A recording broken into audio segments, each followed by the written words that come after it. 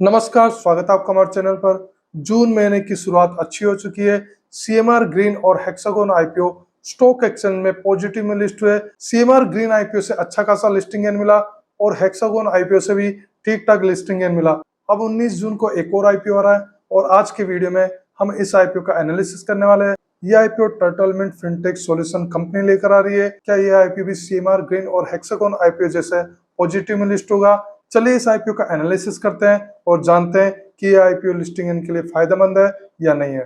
टर्टलमेट fintech solutions limited technology enabled insurance distribution platform है जो customers, insurance advisers और insurers को फिजिकल एंड डिजिटल मॉडल के माध्यम से कनेक्ट करते हैं। कंपनी के प्रोडक्ट्स एंड सर्विसेज में इंश्योरेंस, म्यूचुअल फंड और लोन्स है।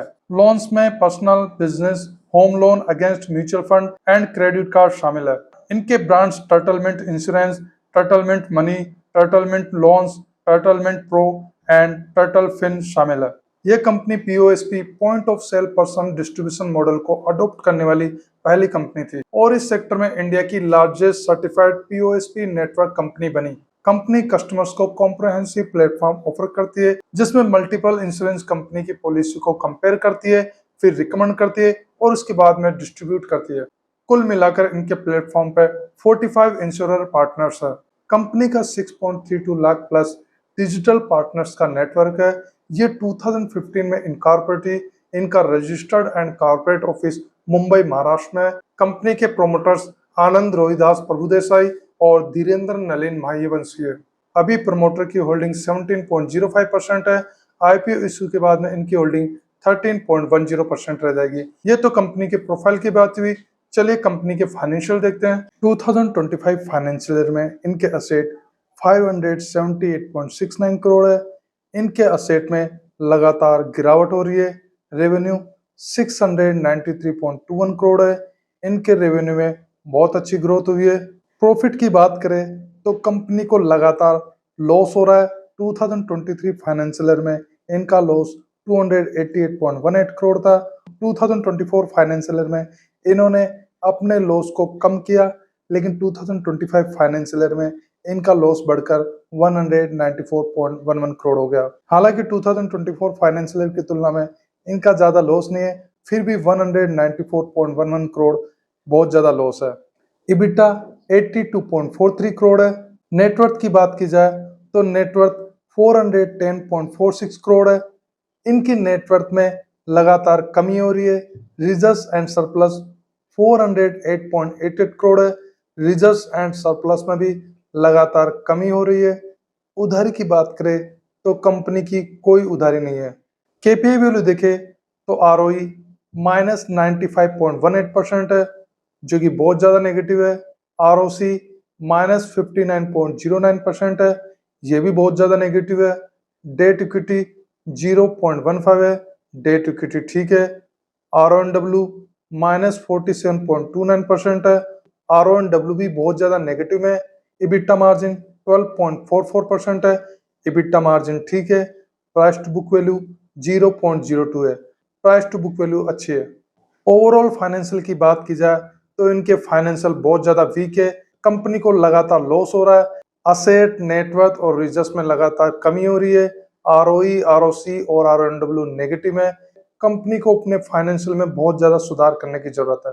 आईपीओ का टोटल इश्यू साइज 882.67 करोड़ है, जिसमें फ्रेश इश्यू 660.72 करोड़ और ऑफर फॉर सेल में 221.95 करोड़ है। एक शेयर की प्राइस 144 से लेकर 152 रुपीज है।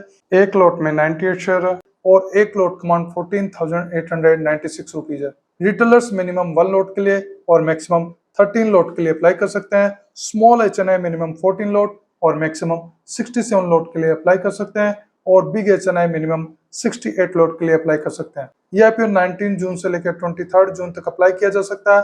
अलॉटमेंट 24 जून को होगा। रिफंड 25 जून से मिलना शुरू हो जाएगा। जिन इन्वेस्टर को आईपीओ अलॉट होगा उनके डीमैट अकाउंट में से 25 जून को क्रेडिट कर दिए जाएंगे और स्टॉक एक्सचेंज में इस आईपीओ से 29 जून को लिस्ट होंगे।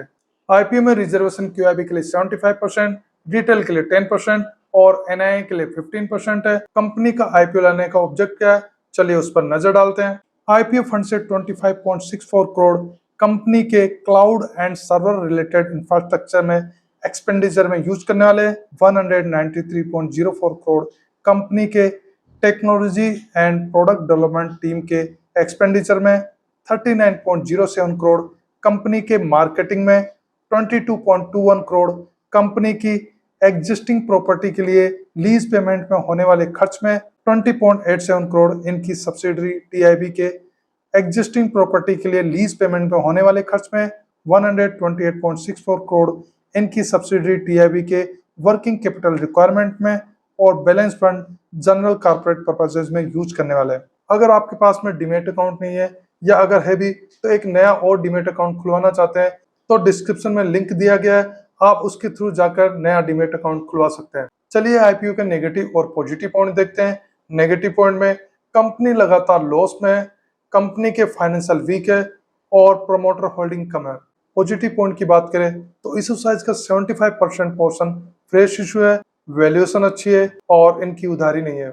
ग्रे मार्केट में डिमांड की बात की जाए तो अभी ग्रे मार्केट में इस आईपीओ के लिए कुछ खास डिमांड नहीं है। अभी इस आईपीओ के लिए जीएमपी 8 रुपीज है, इसके अकॉर्डिंग लिस्टिंग एंड 5.26% हो सकता है और एक लोट का प्रॉफिट 784 रुपीज हो सकता है।